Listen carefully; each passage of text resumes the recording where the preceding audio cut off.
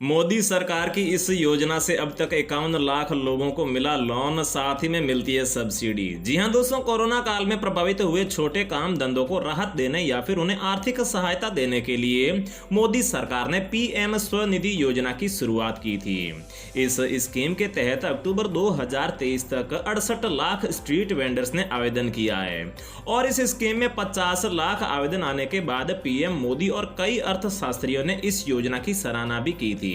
PM Svanidhi official portal के अनुसार अक्टूबर 2023 तक इस स्कीम में कुल 68 लाख आवेदन हुए हैं, जिनमें से लगभग 51 लाख 32 हजार आवेदनकर्ताओं को 8,900 करोड़ रुपए का लोन भी जारी किया जा चुका है। तो अब चलिए जान लेते हैं कि क्या है पीएम स्वनिधि योजना। तो दोस्तों, कोरोना काल में रोजगार गंवाने वालों या फिर प्रभावित छोटे काम धंधे वाले स्ट्रीट वेंडर्स को आर्थिक सहायता प्रदान करके उनके बिजनेस को फिर से पटरी पर लाने के लिए 1 जून 2020 को इस योजना की शुरुआत की गई थी।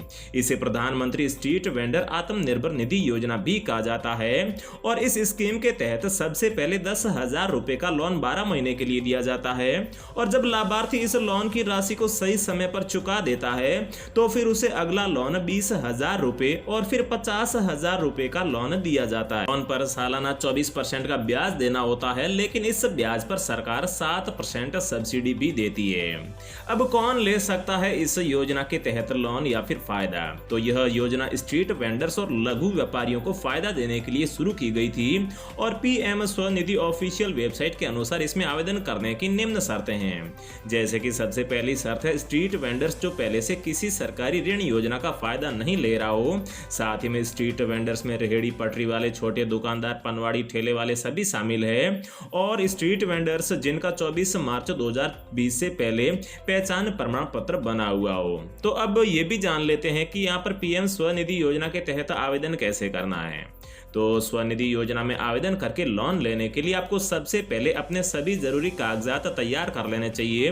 दस्तावेजों में पैन कार्ड, आधार कार्ड, बैंक पासबुक, व्यवसाय पहचान पत्र शामिल है। इन जरूरी कागजात के साथ नजदीकी सीएससी सेंटर या फिर शहरी स्थायी निकाय में जाकर आप आवेदन कर सकते हैं। तो दोस्तों, रोजाना ऐसे ही बिजनेस न्यूज और स्टॉक मार्केट से रिलेटेड लेटेस्ट अपडेट पाते रहने के लिए बाजार तक .in पर विजिट जरूर करें। जय हिंद।